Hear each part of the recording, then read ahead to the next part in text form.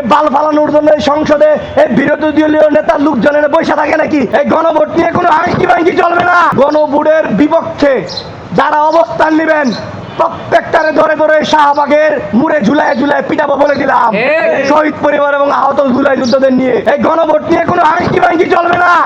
এই আংকি ভাঙ্কির জন্য এতগুলো লোক রক্ত দেয় নাই, এই আংকি ভাঙ্কির জন্য এতগুলো ভাইয়ের আমার চোখ হারায় নাই, হাত হারায় নাই, পা হারায় নাই। গণভোট নিয়ে কথা বলে হিসাব করে কথা বলবেন। এখন তো সংসদে বসে কথা বলতে পারেন, গণভোটকে যদি অস্বীকার করেন সংসদে ঢুকতে দেব না বলে দিলাম, একদম সংসদে ঢুকতে দেব না। আমরা এটাও বলতে চাই, আপনারা তো জুলাই গণ অভ্যুত্থানে পরে সংসদে গিয়ে বিভিন্ন রকম কথা বলেন। গ্রামের বাসায় একটা ভাই কথা আছে, কথাটা একটু বলি।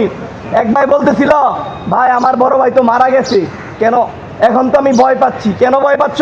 ভাই আমার বড় ভাই যে মারা গেছে আমি সেই জন্য ভয় পাচ্ছি না, আমি ভয় পাচ্ছি সেই জন্য যে আমার বাড়ি আর যাই চিনে গেছে। মানে এটা হলো এটাই, জুলাই গণ অভ্যুত্থানে জেনজি সহ বাংলাদেশের সবাই কিন্তু গণভবন চিনে ফেলেছে। এবার যদি নিমখারামি করেন আজরাইলের মতো টাইনা চিত্র একদম আবার একদম সংসদ ভবন থেকে একদম আবার সেই মাঠে নিয়ে আসবো বলে দিলাম।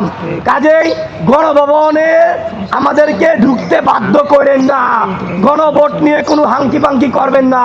আর গণভোট নিয়ে হাঙ্কি পাঙ্কি করলে এক একটা রাজনৈতিক নেতা যারা আছেন এখানে, সরকার দলীয় এবং বিরোধী দলীয় লোক যারা আছেন, তারাও যদি গণভোটের পাশে না থাকেন আপনাদেরকে আমরা ছাইরে কথা বলবো না।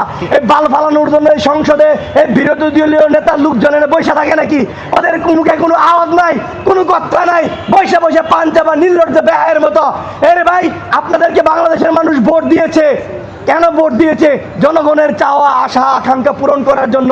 আপনারা জনগণের ম্যান্ডেট নিয়ে এখানে বসেছেন, জনগণের পক্ষ নিয়ে কথা বলবেন, কিন্তু আমরা দেখতে পাই বাংলাদেশে তথাকথিত সময়ে ধর্ষণ হয়, খুন হয়, গুম হয়, কিন্তু বিচার হয় না।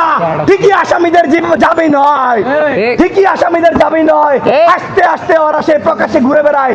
আমরা গতকালকে ময়মনসিংহ জেলায় দেখলাম 13 বছরের একটি মেয়েকে ধর্ষণ করা হয়েছে। সেই মেয়ে ভয়ে লজ্জায় সুইসাইড করেছে। এটা আমাদের জাতির জন্য লজ্জা। আমরা কবে এই জায়গা থেকে বের হবো আমরা বুঝতে পারতেছি না।